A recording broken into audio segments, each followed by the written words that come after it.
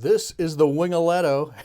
It's a fun, almost Halloween kind of a plane here. It's got a lot of crazy wing shape to it. You can see it's really, it's a cool plane to fly anytime. You can adjust it to do loops pretty easily. You can see we've got extra adjusting tabs all the way down the wing, so you can add up elevator in all these places to make it really climb nicely and do loops.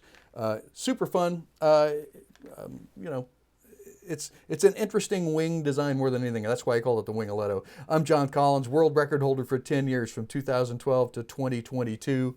A world record for distance, paper airplane distance. But this Wingaletto, what you're going to want to do is start with this paper right here.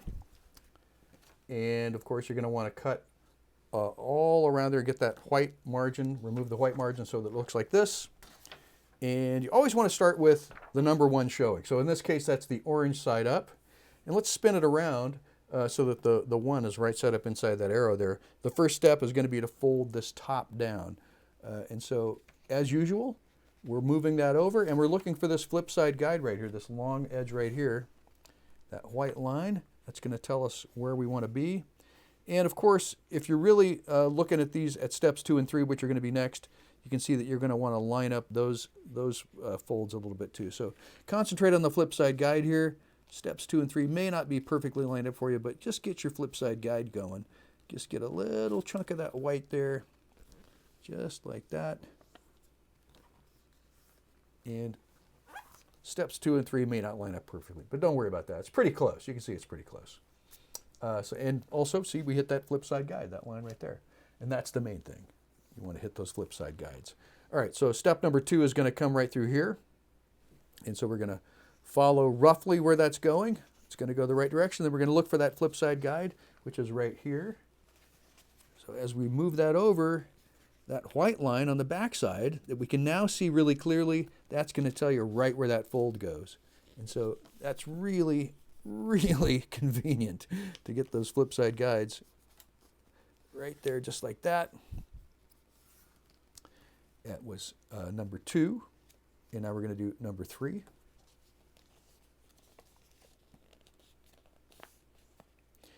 And again, we're moving all the way down here, and we're looking for that flip side guide. There it is, that little white line going right there.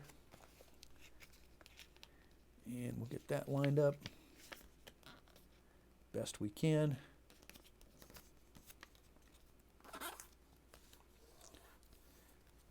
And you'll notice sometimes it's just not perfect. We're a little bit off there on where 4 and 5 are happening. It's a little bit broken there, but you can see, you get the drift. You know what's going on. We're going to follow number 4 here. And the main thing is to hit that, of course, hit that flip side guide. That white line is going to be more accurate a lot of times in those overlapping layers on the front side. So there we go. That was step number 4. Just follow that right there. Flip side guide is right there. Step number 5, going right through here. We're going to move it over until we see that white line coming through on the other side. And that's how we know where to put that. Right there, just like that.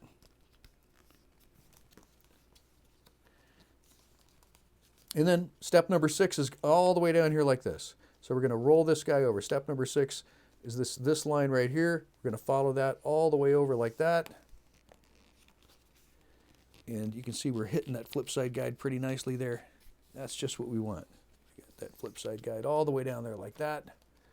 And then the same thing for step number 7. Here's our line for step number 7. Goes all the way up. We're just going to roll this layer over. And there's our flip side guide.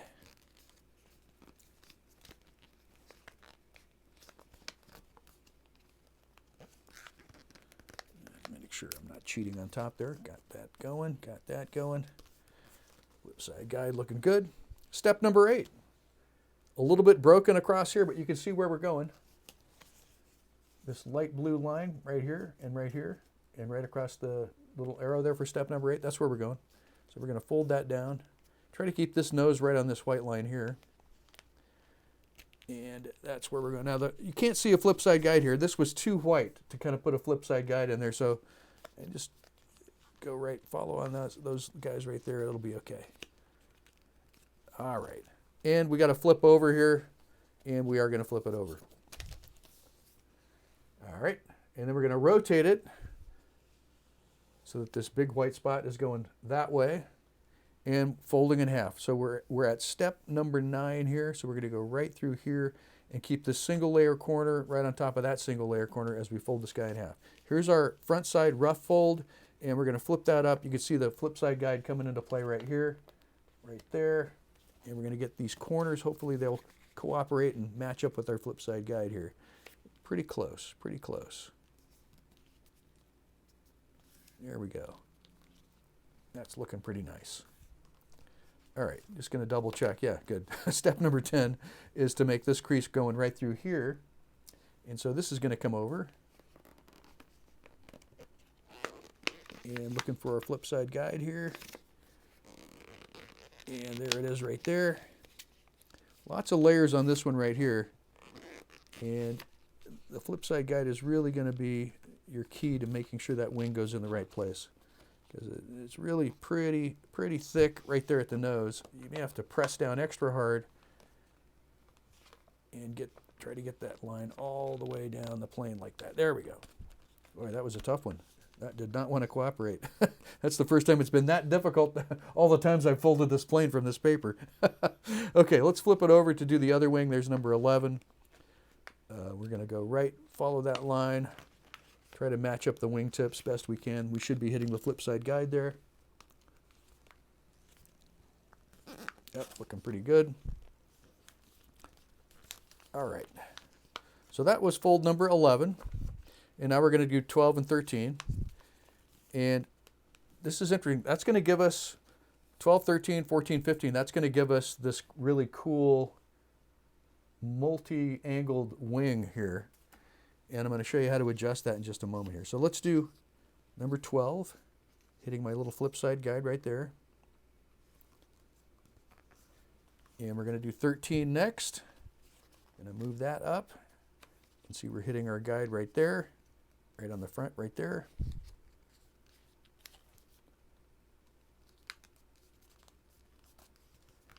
Okay, I can just flatten that back out, flip it over. And now we're going to do 14 and 15. Same idea. We're going to fold this up. Our flip side guide is right here.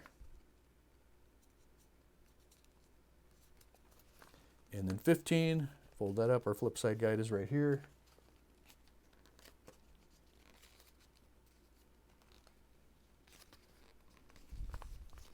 And ideally, you go right down the middle of that flip side guide, but as long as you're close-ish, should be okay.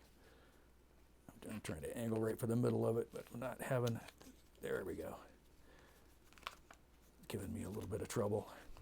All right. Okay, so to get these wing angles correct, what you'd want to do is have this guy sit on the table fairly flat here.